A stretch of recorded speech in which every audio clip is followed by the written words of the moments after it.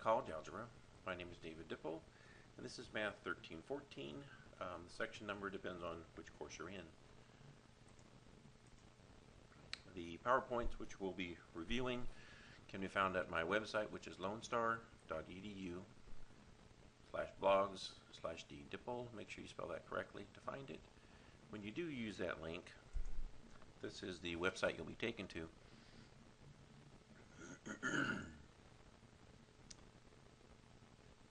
Which is my website. You can go down in these pages down here if you go down to College Algebra.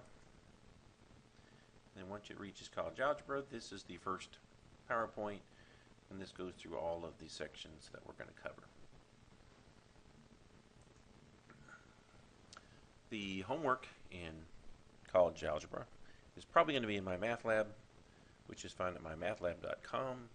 And if you watch the other video on how to access that. Chapter 1, Section 1, deals with solving equations. If you're given the equation 7x minus 3 equals 4x plus 5, the first thing you need to do is take the 4x and combine it with the 7x. You're going to take this 4x and the 7x and put them together. To do that,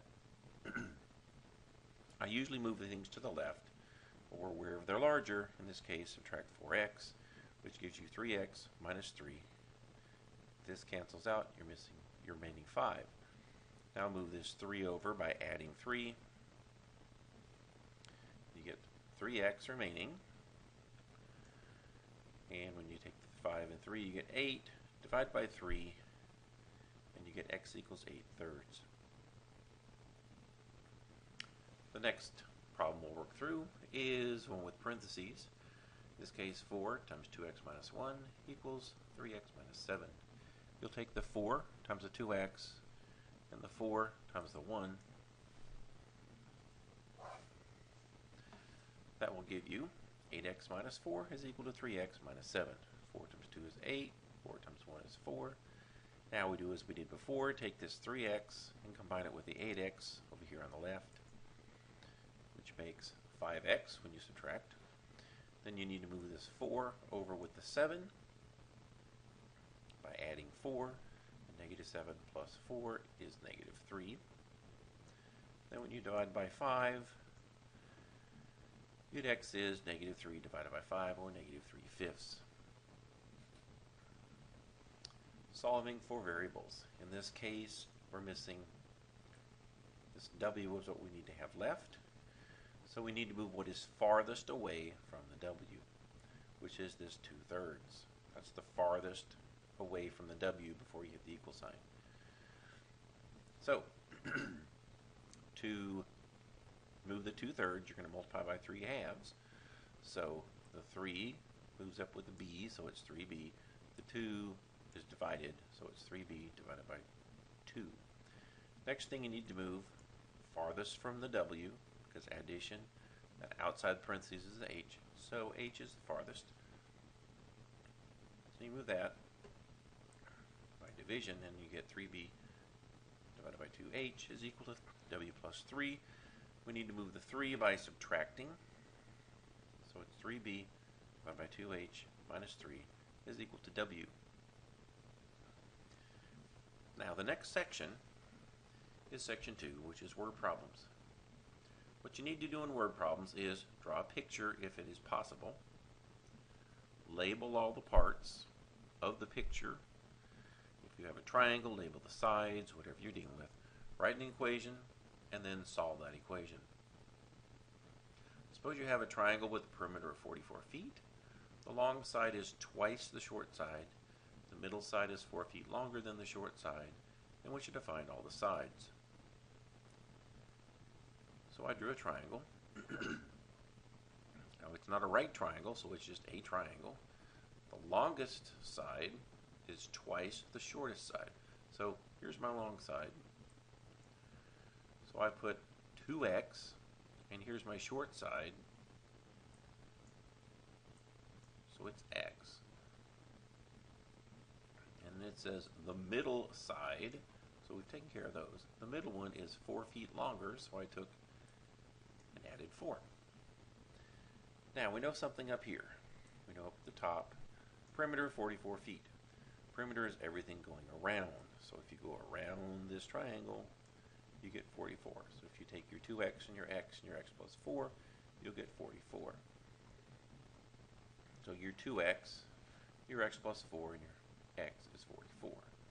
Now combine your 2x, your 1x, and your 1x, and that makes 4x plus your 4 is 44. Then you want to move the number to the right, so it's subtracting 4 gives you 40. Divide by 4, and x is equal to 10. So then you need to go through and find all the spaces. We have 2x over here, so that's 2 times 10. You have x plus 4, 10 plus 4 is 14, and then your 2x, your longest, is 20. Okay, suppose you have a man in a boat that takes 15 minutes to go upstream, and return trip is 8 minutes, and we know the river flows at 5 miles an hour. So, again, I need to draw a picture. So we put a camp up here, we're starting downstream, and the flow of the stream goes from your camp downstream. So the distance up has to equal the distance down. So when you're going up a stream, it has to equal the distance going down the stream. Distance is rate times time. So you have rate times time is equal to rate times time. Now how fast you are going depends on if you're going with the river, which is adding the river speed, or against the river, which is subtracting the river speed. So if we're going upstream, we subtract the river speed, and it takes 15 minutes, which is 15 out of 60. And then going down the river, you take your x and add 5, because you're adding the river to it. It's going faster, it speeds you up. And that takes 8 minutes, so that's 8 out of 60. Because you're in miles per hour, you have to have an hour conversion. Now, I multiplied everything by 60, both sides. Basically, these will cancel out. So you have 15 times x and 15 times 5, and 8 times x and 8 times 5. That's 15x, 75, 8x, and 40. Now I need to combine my x's on the left, which makes 7x, 75, and 40 is left. I need to move my 75, which makes 115, divide by 7, and 115 divided by 7 is how fast x was our rate, which turns out to be 16.4 miles an hour.